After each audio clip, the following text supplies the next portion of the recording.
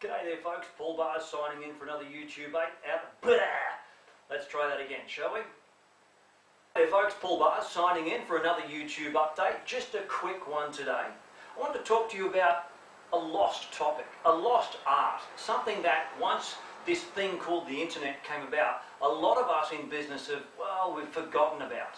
I was reminded by it from a book which I came across while I was cleaning out some old boxes the other day. This is one from mine back in the 80s called The Outstanding Negotiator, and it left me thinking, you know, really with this internet and this internet sales thing, what's happened to that lost art of negotiation? Do we still negotiate the deal, or do we just drop something online and hope that people are going to buy it? Well, yes, we do that. But we've got to remember, a lot of the sale takes place well before it actually happens right there on the internet.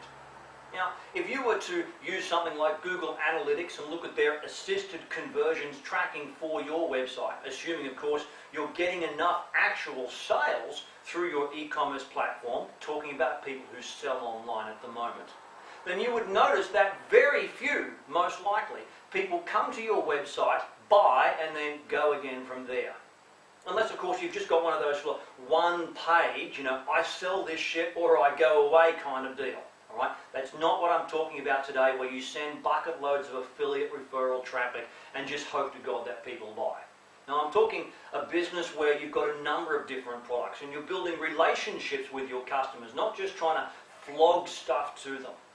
You see, a lot of the sales process takes place well before they make that final buying decision.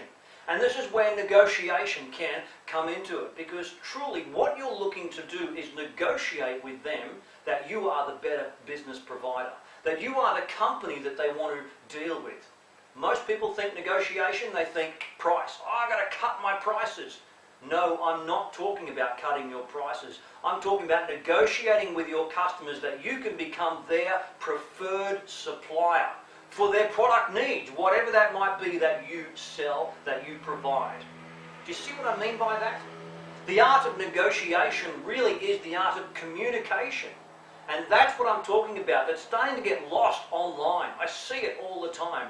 We're cutting our conversations down to these tiny little pictures, these tiny little phrases through Twitter or through Facebook or wherever.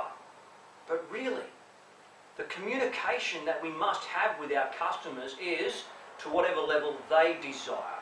Which means if they want to have a longer conversation, then we must engage with them in that way. A lot of people get it backwards. They say, we've got to get our customers to engage with us. No, we must engage with them. And that's the thing that most people are failing to see these days. Classic example.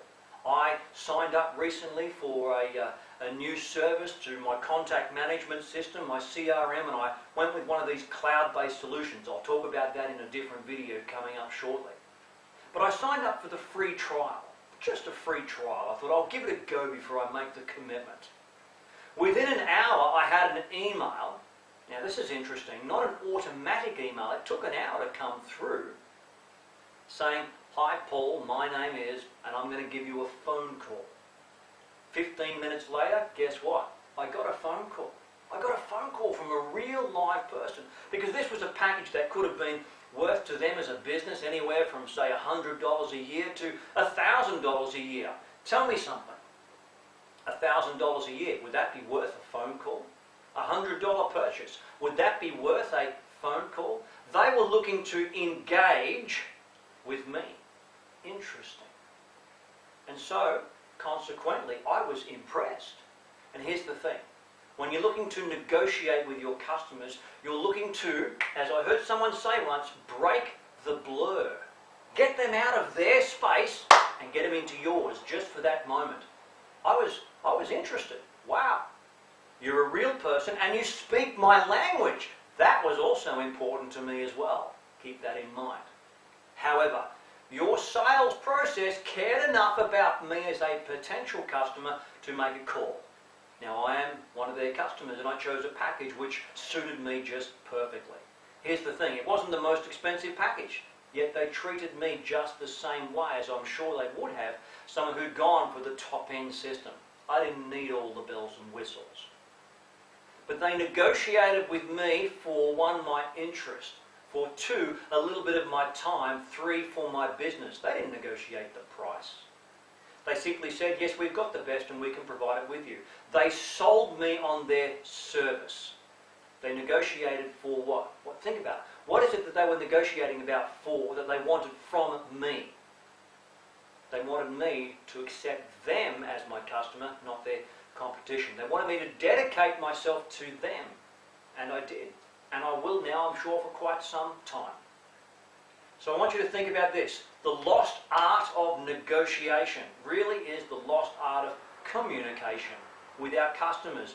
Don't get caught up by the internet. Don't just think, hey, got a new inquiry, better send an email. Worse yet, an automated email. Oh my God. You don't want to just do that. If you can, pick up the phone. From time to time, surprise your customers. Send them a real letter.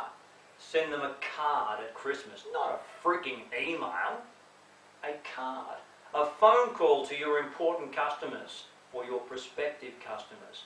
And I guarantee that you will have their support, their heart, their dedication for your business over your competition. That's winning in the art of negotiation. Fantastic. I'll talk to you again real soon. Have a good week. Bye-bye.